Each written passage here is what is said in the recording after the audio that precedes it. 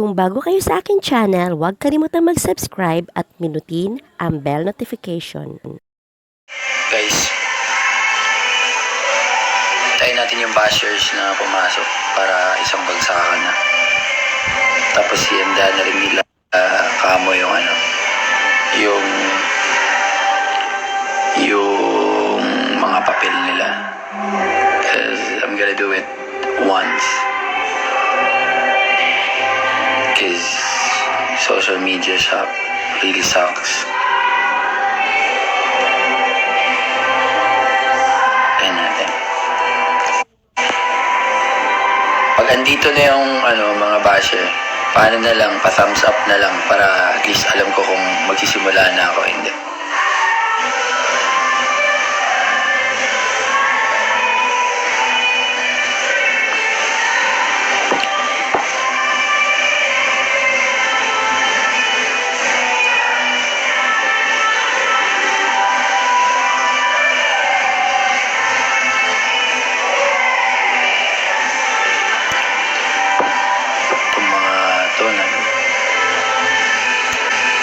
Anyway, what really happened was, alam mo yan, parang, alright guys, let me do this, alright?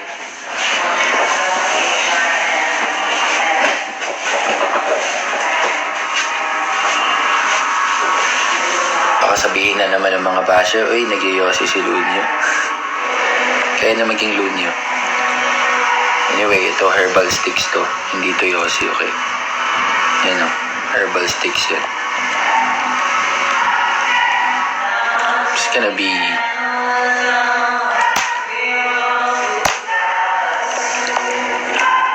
tagal ng mga bashers.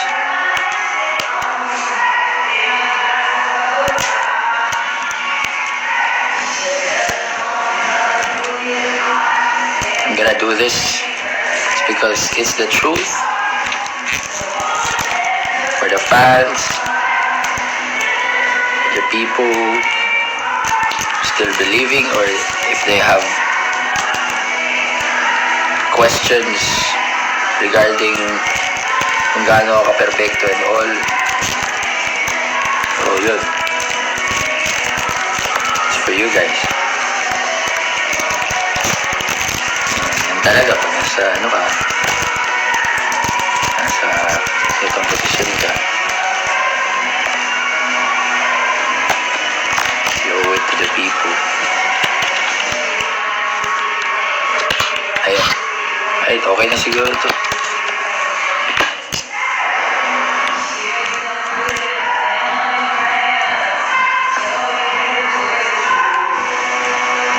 Anyway, okay, let's start about the issue of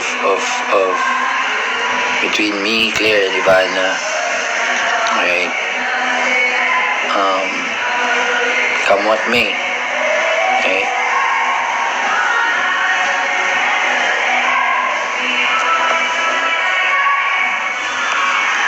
First of all, bago pa yung Ivana na series, or bago pa yung Ivana na, or Lovana, bago pa yung BF prank,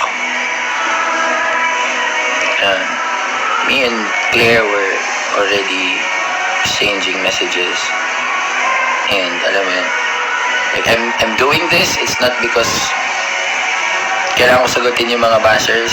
I'm doing this because these people are getting affected for what really happened. And then these crazy bashers are really, alam mo yun, getting into their lives, even into their personal lives. Hindi lang sa akin, but even for these people, even si Ivana na apektuhan. So parang they don't deserve this bullshit. I deserve this bullshit because I made a mess.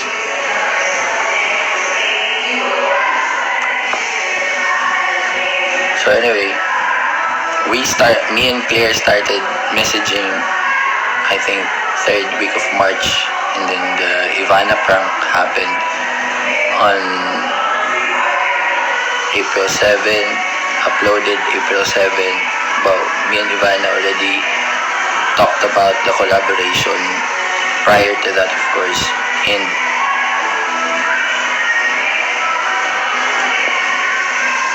me and Claire were messaging. Claire is a good person. Alam mo yun? She's a good mother and all. And then, we had masarap kausap si Claire. Maganda kausap si Claire. Hindi pa kami nagme-message ni Ivana nito. Kausap si Claire. Totoong tao. She knows things in life too. So, alam mo yun? And then, of course, I'm single. Right? I'm single. Wala akong karelasyon. Wala. As in, zero. Wala. Wala akong ka-message. Wala. As in, alam mo yun? Ano yung expect nyo sa tao na single? Of course, di ba? And, di pa ako kumakain, guys. Dahil sa nangyayaring to. Just getting affected about these things. But, yun. Nagme-message kami ni Claire. We're grooving. Kung ano man yung tawag doon. Nagja-jive kami sa messages. And, of course, as a guy who's single, and it's normal for me, we're vulnerable to a lot of things, of course. I found like I have to do something for this girl, and I'm responsible. Parang nakaramdam ako ng responsibility or purpose why me and this girl were exchanging messages and we're communicating. So I think God wants me to do something for her and all, kasi meron siyang, alam mo yun, meron siyang, basta di ko na kailangan sabihin yun. And then of course, okay, so I took that responsibility and, started inspiring her and started exchanging a lot of good things for her na to a point na pwedeng ma-misinterpret and all. And being sweet, of course, I'm a sweet guy. So, even wala pa si Ivana nito, I was like that.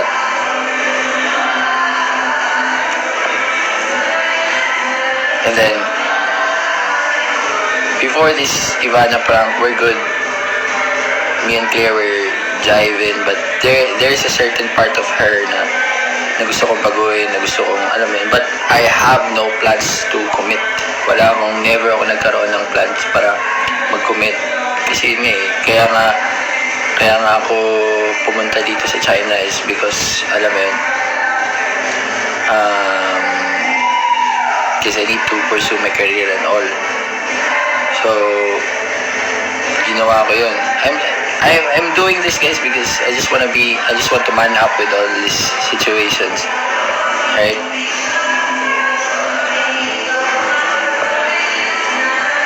And then, nung nag-message na si Ivana, I was like, Ivana was really an energy that, alam mo yun, even sabi ko nga sa mga boys, sabi ko nga sa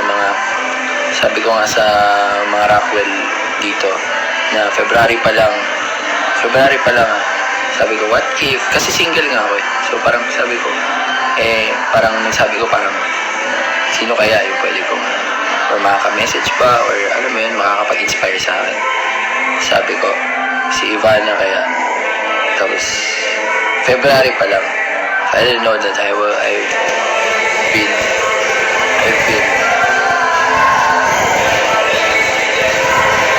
close it.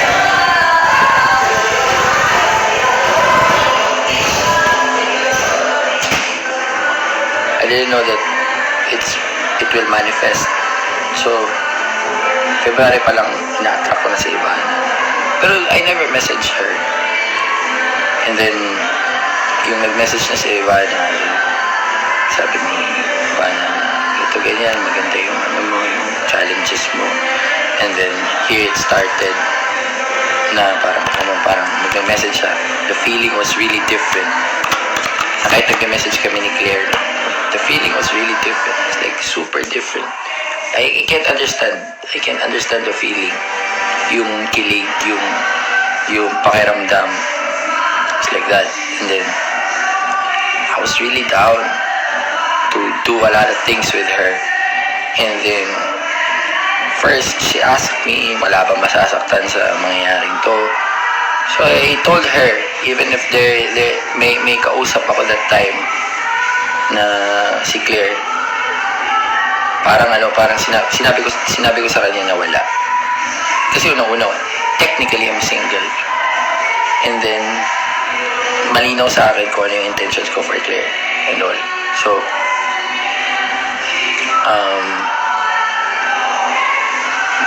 walang alam si Ivana nun. I completely hide Claire for Ivana. Kasi wala naman ding namamagitan sa amin ni Claire.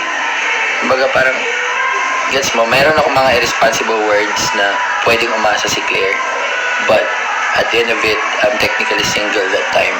So, and even up until now. So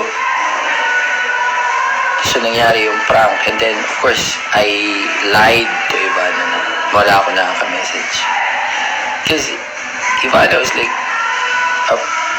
kumbaga parang yung pakiramdam, parang, fuck, okay. Meron ka nararamdamang iba eh. Hindi siya yung parang hindi siya yung parang, totoo yun. Hindi siya prank lang sa akin. Parang, if acting yung nangyari sa video, yung nangyari sa akin that time was very real. It was real. It was totoo. Kumbaga kusa, yung pampakilig, hindi na, aminin ko, hindi lang pampakilig yun. Merong nararamdaman yun. And to tell you honestly, even before like 2015, alam ko na merong akong pagtingin kay Ivana that time. Pero that time I have a girlfriend and all. So ngayon parang nangyari. And nung nangyari na, Ivana, we were talking every day. Ivana and me, uusap kami. After that boyfriend prank, talaga nag-uusap kami araw-araw. She was consistently helping me from a lot of things na hindi ko alam. She taught me a lot of things, especially in YouTube. And then, but then at the end of it, kausap ko si Claire. As in, we were consistently messaging. And then, at that time, hindi ko alam kung paano i-deliver, pero yung nangyari was, I was toning everything with Claire down. As in, alam mo yun, pinapababa ko yung nangyayari. Na, alam mo yun, na hindi, wala akong intention na magkaroon ng relationship with Claire. I want to highlight na I want to be a great friend for her. Na nag-inspire and alam mo yun, to make her believe that she can do better in her life. Again, meron akong gusto ipunto, pero hindi ko pwedeng sabihin yun. Hindi ko pwedeng sabihin yun kay dito to protect Claire too. So, meron siyang certain lifestyle na hindi ko gusto. So, which is, yun, ayoko nga. So, I want to tone it down. And then, it's not because of,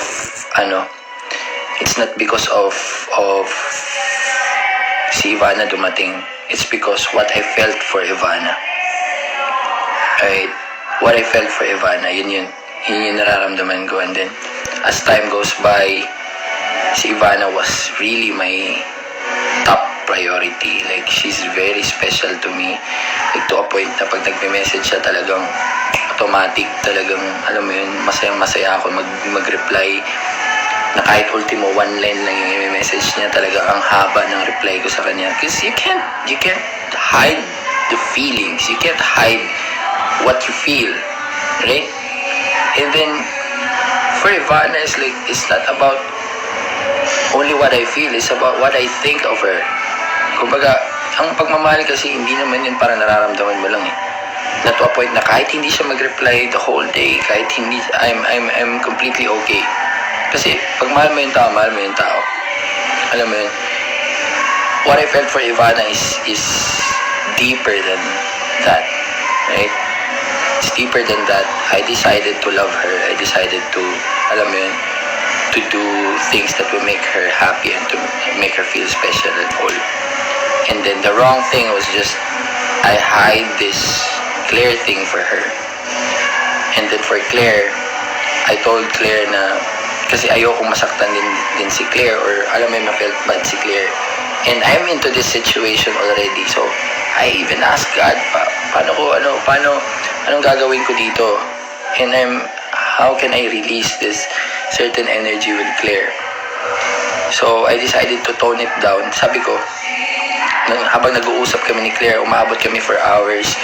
Because I just want to be a good person for Claire. Alam mo yun, ayokong makasakit and all. Ayokong sabihin na, okay, ito yung nararamdaman ko kay Ivana. Tapos biglang, alam mo yun, biglang masasaktan na yung ibang tao, yung isang tao. So ayoko yung ganun, and ayoko din gamitin ayoko mag-isip siya na dahil kay Ivana, kaya ako tinapos. Hindi. Kumbaga, gusto ko tapusin to kasi hindi ito yung gusto ko. At the same time, meron akong pinaglalaban na gusto ko siyang tulungan sa isang certain lifestyle pero hindi pwede, alam mo yun. So anyway, I even lied to Claire na kung ano meron sa amin, Ivana was just showbiz and all. Kasi syempre ayaw mong idiretso sa kanya. Ayaw mong masaktan eh. Ayaw mong, alam mo yun, to a point na i-bash niya yung tao or magtanim siya ng galit kay Ivana. Kasi it's not about Claire. It's about Ivana. It's not about Ivana. It's about what I feel inside for Ivana. So, tinago ko yun. Sinabi ko yun kay Claire na it's just showbiz. So, maintindihan mo na masasaktan yung tao. And then, sabi ko na hindi kami nag-uusap ni Ivana. Kasi ayoko alam mo yun, ayokong magtanim siya ng galit. And I know it's a mistake. I'm completely aware that time that it's a mistake. And of course, guys, alam mo yun, pag mahal mo yung tao, mahal mo yung tao. Pag may nararamdaman ka sa tao, may nararamdaman ka sa tao. And I'm completely aware that it was a mess that time. It was a mistake that time to make those certain moves. So, alam mo yun, what happened, it already happened and I cannot fix it already. And then that's why kapon ko pa iniisip tong live na to. And then, yun, things nangyari to, and then it's a way for God to let me clean a lot of things. And then of course the fans needs to understand what happened. You all need to understand what really happened. You know, pwede tayo maging scientist or pwede tayo magpakalinis na parang bakit kailangan itago ba? If you were in my position and then you were in the middle of this hiatus, and if you're in the middle of everything that's really, alam mo yun, unbelievable, with all the attention from people, with all the love from the fans, and with all the support from the fans, and all this happening, mahirap mag-isip ng maayos. So anyway, you can say whatever you want, but I just wanna say what happened. So, yun. Things happen. Maybe that second week of April, I think I decided to cut things for Claire kasi bumalik siya basta meron siyang, I can't tell it specifically, pero bumalik siya. So I see it as an opening or a hole na parang okay, let's end it here. Kung any conversation, wala. Kasi, kumbaga, tinutulungan ko nga siyang maging better version ng sarili niya. Ina-inspire ko siya na maging, alam mo yun, na she can do more. Eh, bumalik siya sa ganun. So, okay. And then, yun. From that time, malinis. Kumbaga, wala, it was just Ivana all throughout. Na kahit na hindi nagre-reply minsan si Ivana, I'm excited to always say good morning and to always say good night, or I'm excited to always tell her that don't skip meals and all, na kahit hindi mag-reply, maintindihan ko. Kasi syempre ganun eh. Kumbaga, what I felt for Ivana is not about what she made me feel. It's about my personal feelings for her. It's about that it's because I decided to love her. I decided to pursue things for her. It's not because of the hype. It's not because dahil ginagamit ko siya. No, never kong inisip na ginagamit yun. Kasi kung ginagamit ko siya, guys, I never told Ivana, alam ni Ivana yan, I never told Ivana to post something about the flowers. I even get the private na gagawa ng flowers para talagang sigurado na hindi lalabas tong ganitong klaseng action ko, ayoko malaman ng media or social media, ayoko malaman yun. Kasi gusto ko yung mga yung personal actions ko towards Ivana is just low-key.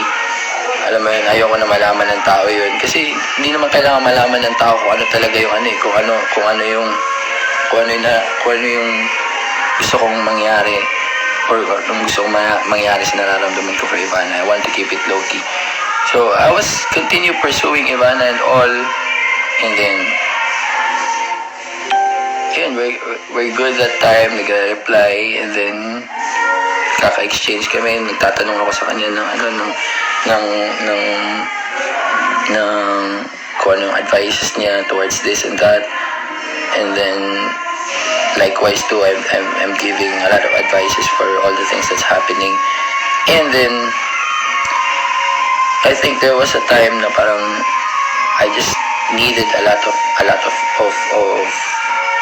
attention, because I remember that time that I had this 2-week anxiety na issue na hindi ko maintindihan yung sarili ko, and then Ivana was just too busy that time, and then naintindihan ko naman yun, and then of course Ivana is just protecting herself too, because Ivana is not a cellphone kind of girl. Hindi siya yung parang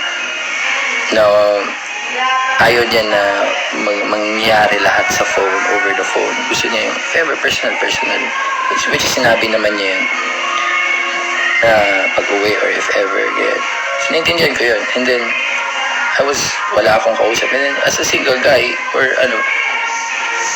alam ko mahal ko si Ivana, alam ko may nararamdaman ako kay Ivana. And then, that time, I called Claire. Kasi si Claire, siya kausap, makakaintindi siya. Kumbaga kaya niya magbigay ng advice and all. So, nag-usap kami, and I was drunk that time. I think I was drunk that time. I know I was drunk that time. And then after what happened, we just said sorry to each other and all, na naintindihan namin isa't isa. And then, I just said that, you deserve a guy that will understand you and all. Alam mo yun, deserve this and that, you're a great person and all. So, nagulat ako kinabukasan, like, she misinterpret niya yung anong sinasabi. I told her, sinabi ko yun because I want to be a great friend of yours. Kaya ako nag-advise. Yun pala, ang iniisip niya is, akala niya yung sinasabi ko is, ako yung guy na nire-refer ko dun sa sinasabi ko. Which is hindi. Alam niyo. So, from there, of course, nagkaroon na naman ng commotion, nagkaroon na naman ng parang hindi yung gusto kong mangyari. And alam mo, Claire, na it's complicated. Ayoko. So, gumanon na ako. And then, yun. And then, what happened, di ko na, medyo magulo yung pero sana naiintindihan niyo yung point na nangyayari. But at the end of the day, it's just, I never used Ivana. Not even a single intention, or not even a single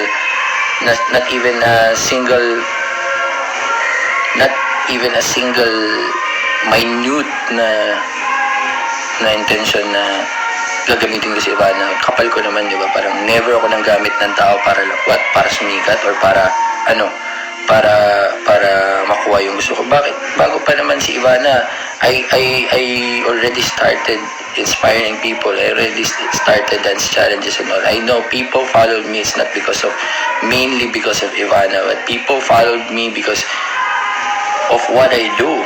Right? This is a separate part of my life. This is the love life part of my life. And then, the point that I pass a lot of wisdom to people is because of what God has given to me, and then what has God made me experience all throughout these years na kaya kong i-share para sa mga tao.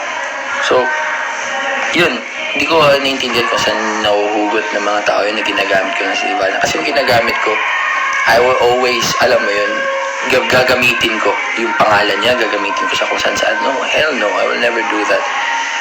And yun,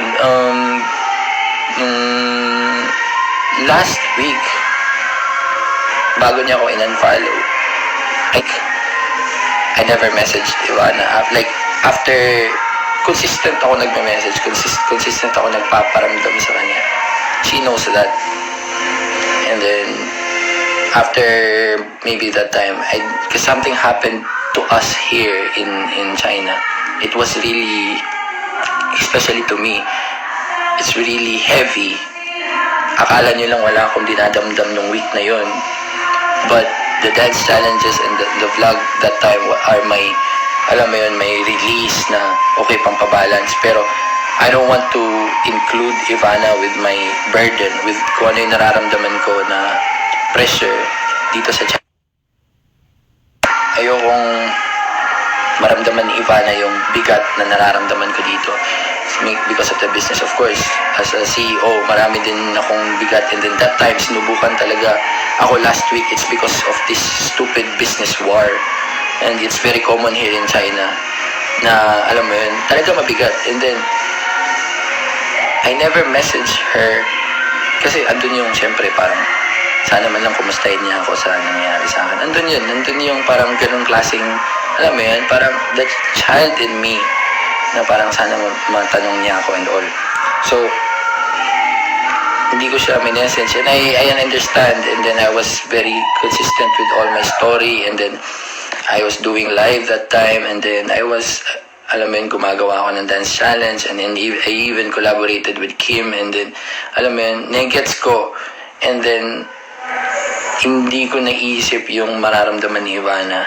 Like Ivana, when I messaged her after 1 week, na parang ready ako to tell her what really happened to me in the past week. And then of course, nandun na yung damage na parang, bakit i-message mo lang ba ako pag positive ka? Paano pag negative ka? Parang ganon. Hindi mo man lang naisip yung nararamdaman ko kung nung hindi ka nag-message, na you sudden ghosted me. So, sorry for her. Like, I told her my sincerest apology and all, because I have my own reasons na mali. Alam mo yun? Kasi guys, normal tao tayo nagkakamali. Understand what I'm saying? Normal tayo.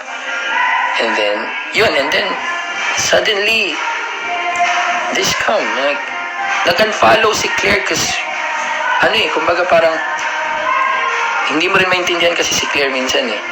Bigla-bigla na lang eh. Kala mo naiintindihan na, pero bigla-bigla na lang. So yun, parang nag-unfollow siya. It's because of her personal reasons, but alam mo yun, never kami nag-away kaya nag-unfollow. Hindi, wala.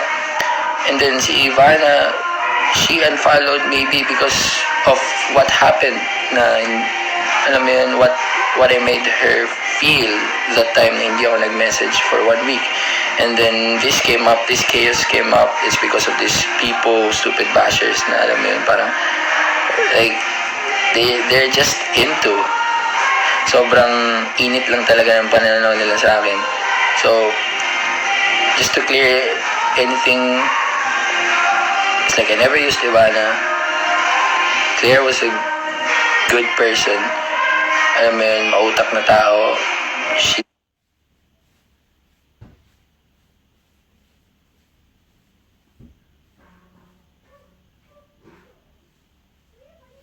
loves her family so much. She loves her daughter so much. So, hanggang sa mga target nyo, ako lang dapat yung target nyo. Alam mo yun, they're just a victim of how I handled the situation. How I mishandled the situation.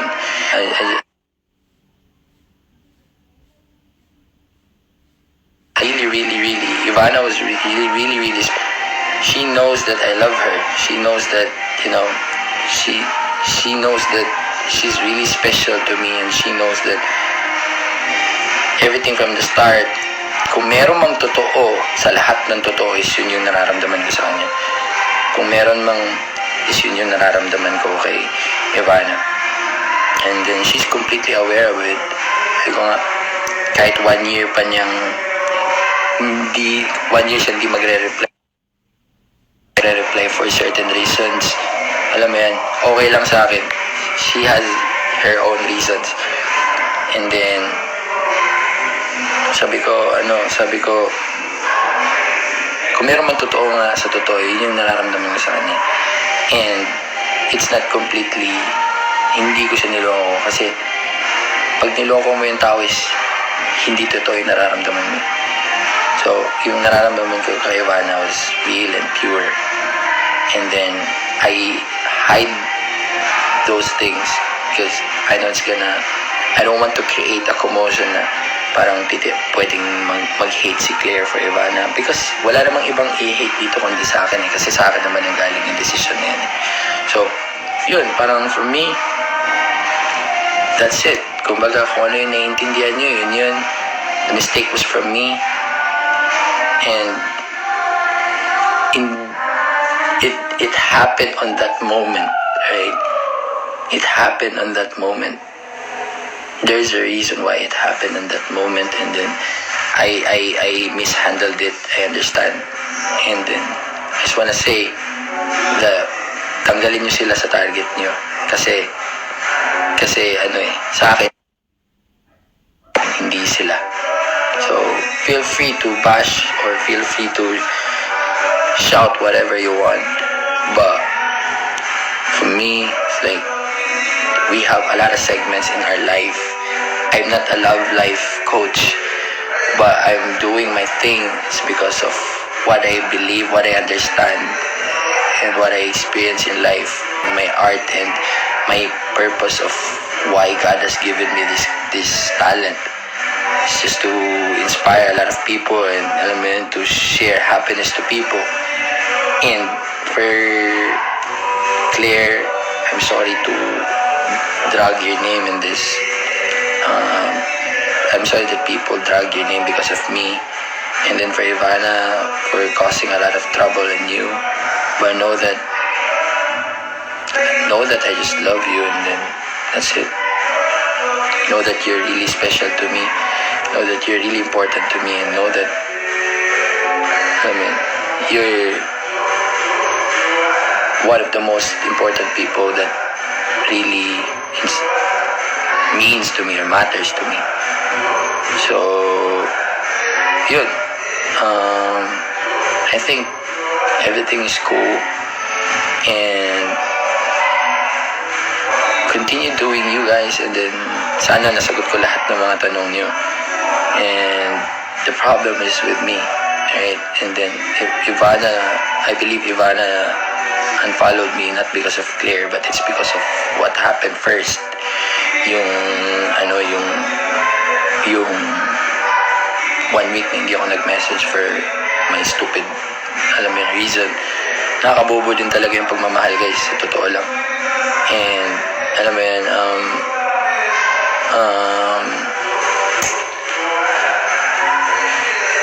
siguro yun, that's it. Yun na yun siguro yung masasabi ko na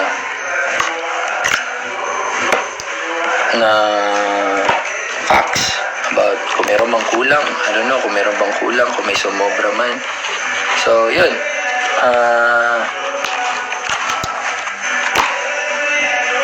Naintindihan na naman siguro lahat. So, para sa mga bashers, ano pa ibabash nyo kung ito na yung totoo, di ba? So, ano pa? So, for me, like, I know what's real. Alam ko kung ano yung totoo. Alam ko kung ano yung nag-iisang totoo at consistent sa nangyari sa akin yun. Yun yung nararamdaman ko kay Ivana. And alam ng mga tao yan na nasa paligid ko. Yun lang. Ivana really matters, and Ivana is really special, and Ivana is, pag naririnig ko pangalan niya, kinikilig na ako. So yun lang. I just love Ivana. And it's not about what she do to me, it's just about what I felt for her and what I believe, and I'm gonna continue supporting her all the way. I'm gonna continue loving her from afar. And then yun. Don't drag people's names, right? Ako na lang. That's it. And I believe nasabi ko naman na lahat. Isipin ko lang kung mayroon pa ba akong kulang na hindi nasabi. So, yun. God bless, guys, and maybe, I don't know if ever I'm gonna detox with social media first, and I'm gonna finish all my jobs first, my work, and we'll see.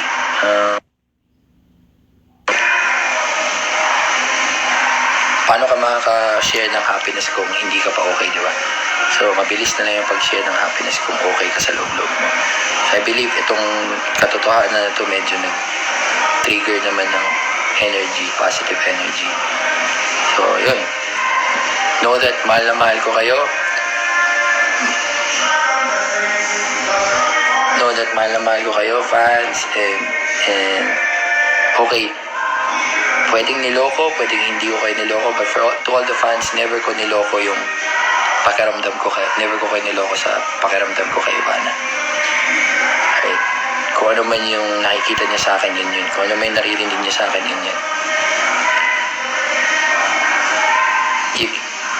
Yun yung hindi mo pwedeng itago yung pakiramdam. So, yun. Again, I love Ivana. The way who she is not about, it's because she's an artist or she's meron ako nakita sa kanya na, alam mo yun, okay, this is it. So yun, God bless everyone, I love you guys, and this is DJ Lunyo again. Antayin nyo na lang kung ano mangyari. If ever I'm gonna down again for a dance challenge, I'm gonna do it. Mararamdaman niya sa akin yun. But I'm gonna stay true to what I feel and to what I believe. That's it. Tanggalin niyo sila sa mga ano niyo. Tanggalin niyo sila sa mga ano niyo. Kasi nakakapagpabagal ng sistema ko eh. Huwag niyo silang i-drag. Kung meron mga tirahin ako na yun. God bless everyone. Peace.